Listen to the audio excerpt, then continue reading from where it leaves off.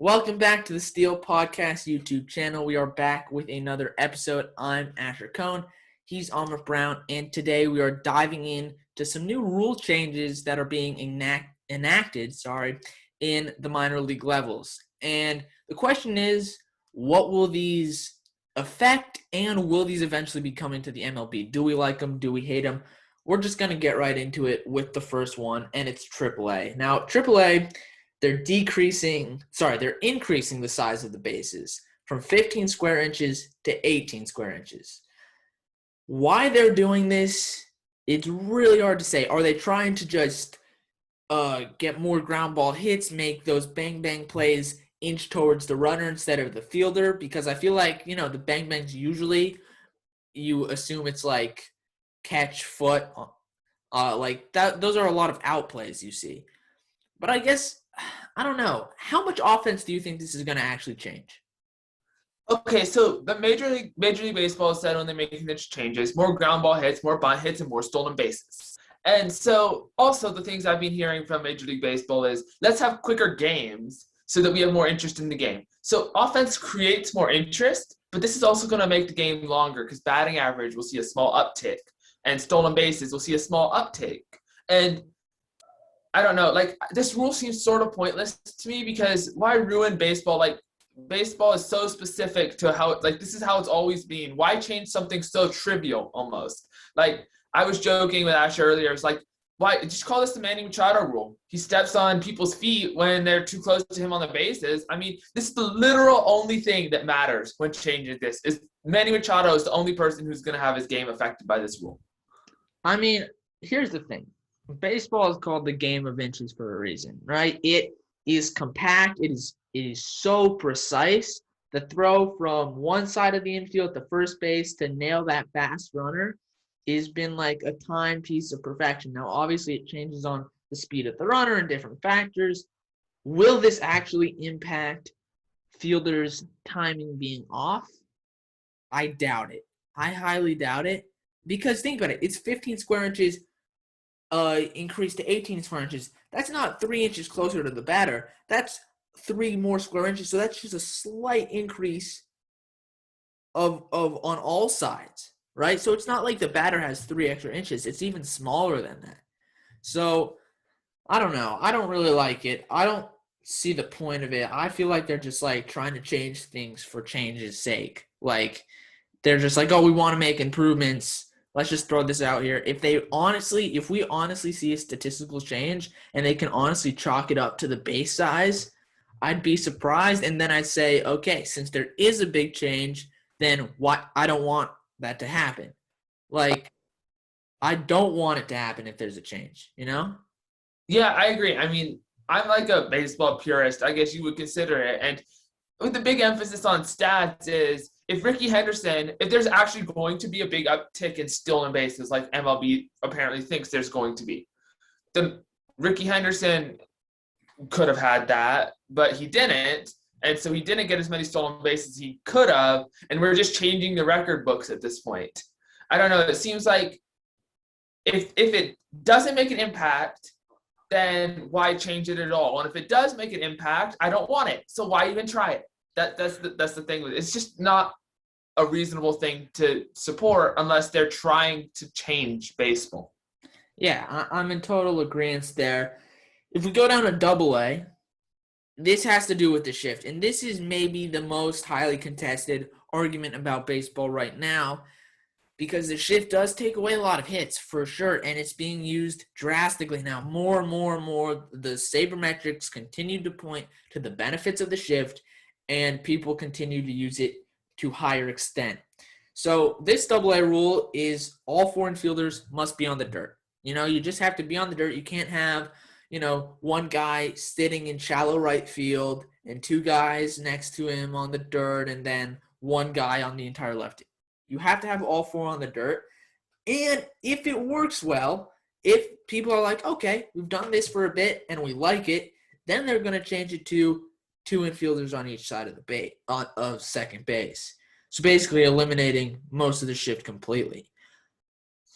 I hate this. I think You got to learn to beat it. That's my honest opinion. It's as simple as that. Learn to beat it. Learn to hit against it. Learn to hit opposite field. And if we start valuing that trait in young up-and-comers, then there you go. That's going to be that's going to solve the problem. If you look for that, or if you just look for true power guys who pull the ball, you're not going to solve that problem. It's as simple as that. Yeah, it definitely is. And I'm sorry, this just made me quite angry. I don't know if you've seen Asher, but Jock Peterson has been pretty much the hottest player in spring training. And that's besides the point to this argument. They shifted him. He laid down a bunt. And once you do that successfully, even if it's 4 out of 5 times, you're doing it batting 800. They're eventually going to have to move over and guard it. And you're going to have a bigger hole to hit through. And it's just as simple as that. I don't understand the concept of not just trying to lay down a bunt. You're a major league hitter. If you could hit a home run, you can most certainly lay down a bunt. It's putting the bat out there. I have never seen a 95-mile-per-hour fastball, but I think the concept does apply. I'm not sure, but I think it would. Yeah, if these guys can learn to bunt. There's absolutely no way that's an excuse of bunting's too hard or too risky. Let me tell you something. If they're shifting that, I saw a video the other day, actually. I believe it was Robinson Cano like years ago. They were shifting. He bunted and got a double because he bunted it hard down the third base line. No one was there. He literally got to second base because no one got there in time. He doubled off of a bunt into the shift. What's the best case scenario you get if you're hitting into the shift when you're being shifted? The only way you're beating it is basically by hitting a home run. If you do find grass, there's so many guys over there, you're most likely only getting a single. So that's the same as just bunting on for a single anyway. So it's not like you're sacrificing a bunch of bases. And if you bunt twice in a row and you're 2 for 2, if they shift you the third time, they're the stupidest team in baseball. There's no way they're shifting you again. So you want to eliminate the shift, take it into your own hands, bunt the ball down the third base line. It's not that simple. Watch a YouTube video on how to do it, and you'll be fine. It makes no sense. I mean, people are against this. You said Lindor was against this as well. What did he say about it? Yeah, I have a quote, and it's a pretty long quote. The gist of it is he doesn't like the shift. He doesn't think you can market the shift because they're more outs, and he wants the chance to, instead of shifting somebody so much, have the chance to make a spectacular play because he's not in the spot that it's expected to be hit. It's like he explained it as he wants to be able to think himself about where he thinks the ball is going to go and then be ready to go and dive there to make the play. And I mean, I understand the concept that he wants is fun, but look, this is something that is within the game and the rights of baseball and the rules of baseball. And because somebody's smart enough, really smart, thought of it, doesn't mean you should be changing it at all. It's preposterous. He says he wants to think about where the ball is going to go. Unfortunately, Lindor, the sabermetrics can think about that a lot more better than it's as simple as that. The sabermetrics are mostly correct. You want your infielders to make a spectacular play, have your third baseman who's standing at shortstop track down a bunt and make a ridiculous throw and get him at first. That's never going to happen. So once they beat the bunt, I mean, Lindor, does he get shifted a lot, or is he just talking about this from a defensive side? I think he's a switch hitter, right? So I would assume most left-handed hitters get shifted, I think, at this point in baseball, or at least some sort of shift. Because they have those cards in their hats now, and they have their base position, and they move to their base position. So I'm guessing, like, even if he doesn't pull the ball a lot, they're shifting to the perfect position in the infield to get him out. Yeah, I mean, the shift is going to – I don't know. It's tough because I get the limited offense perspective. And if there was no solution, like when pitchers were – did they lower them out or raise them out when pitchers were – or when hitters were doing too well, they raised them out, right? Yeah. When there's no solution besides giving a team some sort of advantage, I get that. But there is a clear solution to beat the shift and limit the numbers. Now, maybe there's a sabermetric that says bunting against the shift isn't working, but we don't see it often, and when we do see it, it seems to work at a high frequency. Yeah, it most certainly does. Like, I'm sure I've seen it not work before, but the only times I can ever remember somebody bunting against a shift, it's worked. So there's another thing I want to point out here. Pitchers are told that if you're shifting a left-handed hitter, throw inside to them. But it also seems like unless it's an inside fastball, it should be pretty easy to bunt. And if it's an inside fastball down the middle of the plate, you're a major league hitter, hit it over the fence. There you go. Listen, maybe we're coming from just an ignorant place because we don't have to go against it, but I've seen players with no speed bunt against the shift and get to first base. It's not like you have to be a speed demon to bunt against the shift and beat it out. There's no one there. They're not even throwing you out at that point. So that's probably the main highly contested one in Double-A. In High A, they are making a new rule about throwing over on pickoff attempts. So basically, a pitcher has to completely disengage with the rubber. What this does is it really limits left-handed pitchers throwing to first and right-handed pitchers throwing to third, and also any pitcher throwing to second. Because what you can do is when you're throwing to first as a lefty, basically the rule is you can't move towards home, right? You can't once you're set, you can't make a move that goes towards home base if you want to do a pickoff, because then it looks like you're pitching and that can throw off the runner. So what you have to do is you can just turn. If you're a righty, you have to take your foot off the rubber and turn and throw. That's the only way. Otherwise, in that motion, you will be going to home base. So you have to take your foot off.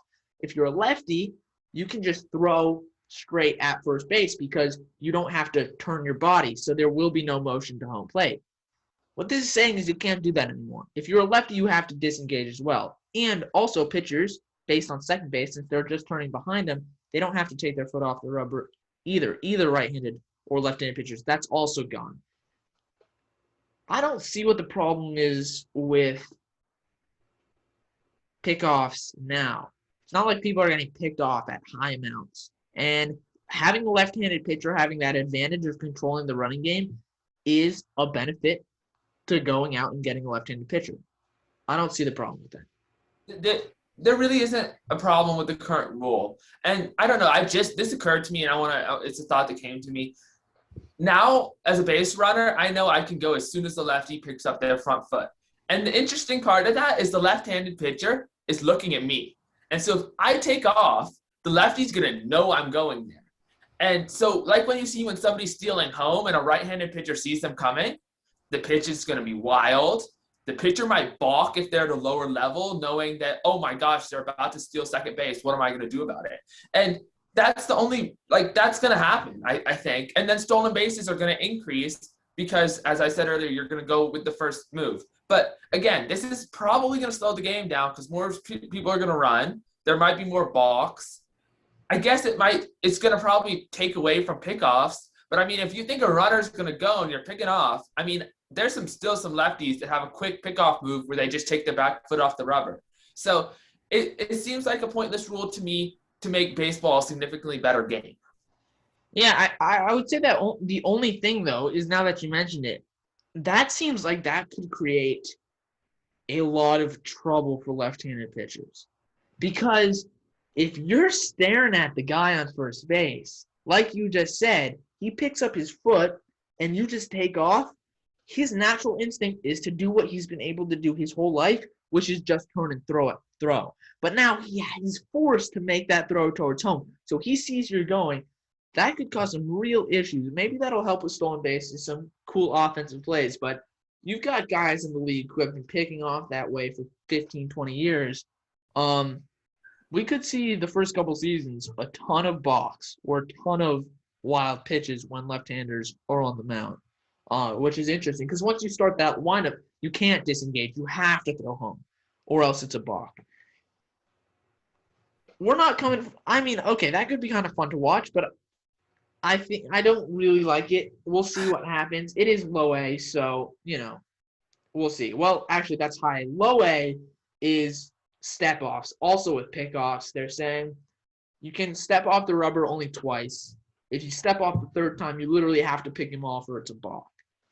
This is just to speed up the game.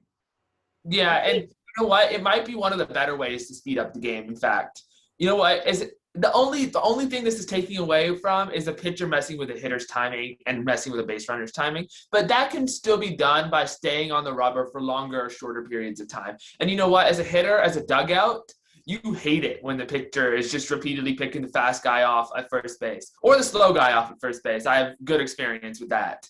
But yeah, Yeah, I no, understand this actually. I do as well. This is one of the rules that we're talking about that I agree with. Picking off 3 times in a row during a count, it can skyrocket. If you're in a long at bat and there's speed on first base, the pickoffs can go up to 3, 4 times, and it's really boring every time it happens. Like, I don't want to see a pickoff happen, and I do like to see steals. So I'm for improving some steals in some regards, as long as it's not ridiculous. I think this is fine. I think, it'll be interesting once you throw over twice and you can't pick off. What does that change? Does the runner take a bigger lead, or does he? Because if he does get picked off, it's like, does he try and entice him to pick off a third time because he has to get the pick off? Otherwise, it's a balk. Could be interesting. I could see this rule being fun. It doesn't change too much about the game, really, because pickoffs aren't like a ridiculous part of the game, but it could speed it up slightly. Don't see a big difference. But in terms of messing up a hitter's timing, the Low A West is changing that because they're adding a timer to enforce time between pitches. Basically, inning breaks, pitching changes, and the pitcher setting up. It's like they're putting a shot clock on it, basically. I'm in favor of it. I think this is one of the better ways to speed up the game. First of all, inning breaks need to be cut down drastically. That is for commercial reasons. I get it. That's where they make a lot of money. I don't care. I'm there to watch baseball. I get the business aspect. You save time on games. You cut games down to 2.5 hours. You'll get a lot more business side than a 3 hour and 30-minute game. Now, this isn't going to cut it down an hour, but commercial breaks take up a heck of a lot of time. So I'm all for that. In between pitches, I don't mind it. I've seen it at some minor league games. Don't mind it. What do you think? Okay, I'm 100% completely in favor of enforcing time between innings and between pitching changes. I think that depending on the timer for pitchers, like you don't want the game to get boring for infielders, but it's an actual like strategic part of the game to mess with a runner's time and a hitter's timing. And so I don't know. It would be an interesting thought to maybe expand the timer only when there's a runner on first, second, or third base. And then have the timer be slightly lower so you can still mess with a hitter's timing, but so that the game does speed up a tiny bit. Because, I mean, if all in told this improves the game, like game time by an average of 15 minutes, that's a significant change. Like, people will watch more baseball if that happens. So definitely inning changes and pitching changes and some sort of change for standing on the rubber, but I don't think it needs to be that significant because it is an important part of the game. Yeah, I could back a difference between runners on and maybe even high pressure situations in late inning games. There could be an adjustment as well.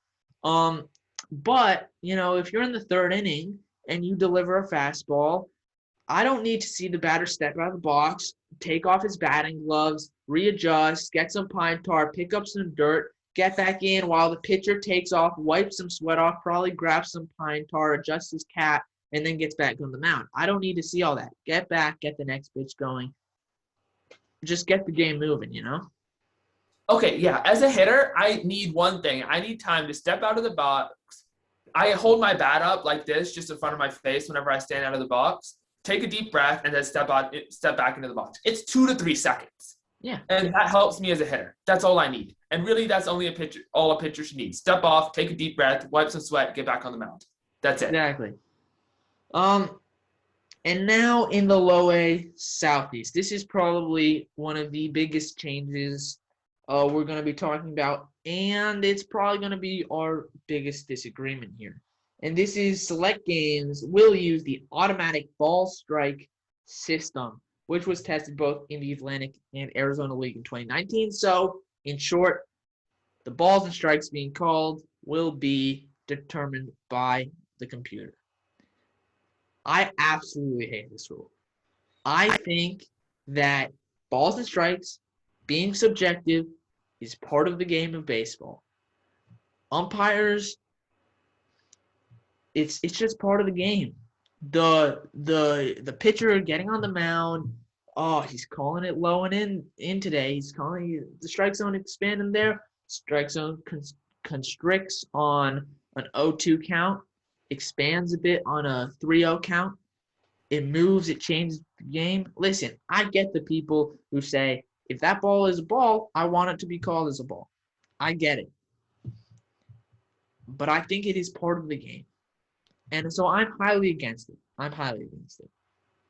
Okay, so I know we've had this conversation before. I actually did a presentation for school on this, creating a system. And since that discussion, I've had some thoughts about it. I'm a player, but I'm also a huge fan. And as a fan, I 100% agree with you.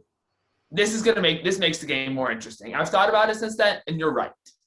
As a player, the most aggravating thing ever is to have a pitch that is most certainly not a strike be called a strike. It's so annoying. So as a player, I would like this, especially in high school baseball, but that's not really realistic. But it's just so conflicting for me, and I would be super interested to hear Major League players' opinions on this. Like, would they like to have it happen? Because I think a lot of it should come down to what they think and if they like it or not. I think it's like, okay, high school baseball, I get it. The umpires are not very good. I understand that. What I will say is this, though.